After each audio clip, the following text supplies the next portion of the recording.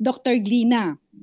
Unahin na po natin kausapin si Mr. Julius. Ito pong si Mr. Julius ay 51 years old, no? 51, mula po sa Bungo, Laguna. Magandang hapon po, Mang Julius. Ano po ang gusto po ninyong ilapit kay Dr. Glina? This is Attorney Dot with Ma'am Annie Rentoy. Apo, magandang hapon po. Gusto ko lang po idulog yung pong karamdaman po ng aking magulang. Aking po inay na inuubo po. Ano po kaya po ang maganda po kung gamot po para sa kanya.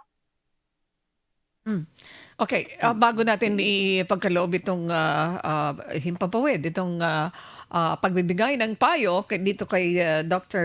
Glina Ong Cabrera. Tanungin ko muna po kayo, ano po yung nilalapit nanay niyo po ba? Ilan taon na po yung nanay niyo po? 73 years old po. 73. Ayan, sige. So, thank you po for the opportunity. Pero tanong ko lang muna, sir, kasi si Mami ay 73 years old po at inuubo, parang sa pagkaintindi ko ay medyo mahaba na po na panahon, ano po?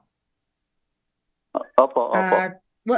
Opo. Wala po siyang naging X-ray man lang po, halimbawa lang kasi pag normally po matagal na po yung ubo, more than 2 weeks kasi nagrerekomenda na po kami ng mga lab test, for example, tulad ng X-ray. Kasi sa pamamagitan po ng X-ray, at least magkakaroon po tayo ng ideya kasi ang pag-ubo kasi, sir, napakarami pong possible causes na tinatawag, no? Pwedeng may infection, pwedeng allergy lamang, pwedeng tuberculosis, pwedeng pneumonia. So, sa pamamagitan po ng X-ray, at least magkaka-idea po tayo. Meron po bang nagawang ganoon?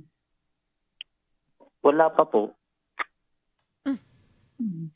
Okay. So, emphasize ko lang po na sa tingin ko po, importante po na magawa po natin yon kasi tulad ng nabanggit ko po, kasi po napakarami po kasing cause ng pag-ubo. Hindi po sapat na magbigay lang po kami ng tinatawag na, diba nakakabili po tayo ng over-the-counter, yung nagpapalabas lang ng plema.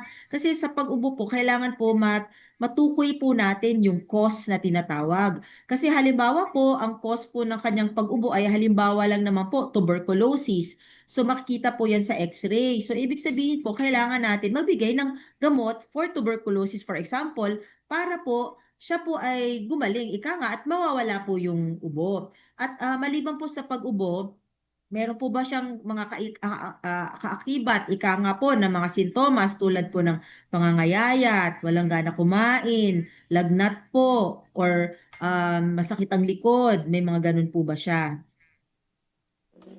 Bali ko po, umina na lang po siya, nangayayat po siya. Totally po nangayayat po, tsaka po hindi na po ganong kalakas, dati po yung lakas na po kumain.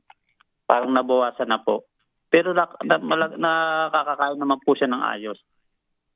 Okay. May nakalagay dito, ano po, doktora, may binabanggit siya dito. Pagka anong oras ito umuubo? Yung atake ng ubo niya, mga anong oras po, Mr. Julius? Parang madaling araw po siya eh. Okay, doktora, bakit nga po? Pagka madaling araw, ibig sabihin natutulog ka niyan. Ibig sabihin natutulog ka, madidisturb yung ubo mo, madidisturb yung tulog mo kasi inuubo ka. Bakit, doktora? Anong klase yan? Habang wala pa yung X-ray. Ang common po na usually nag-uubo sa madaling araw, kadalasan po is consider natin asthma.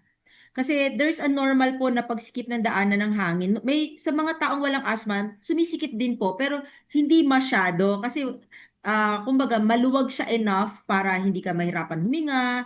Pero kung asthmatic ka, medyo mas exaggerated po yung pagsikip. So normally po, pagka ganyang madaling araw, kung ikaw po ay may hika, umaatake po yun. Pero babalik po ako sa pagtukoy ng reason kasi pwede po talaga ang asthma kasi may tinatawag po na common causes ng pag-ubo. So for example, lalo na sa Pilipinas, we have to make sure po na walang tuberculosis. Asthma po, of course, is always a consideration.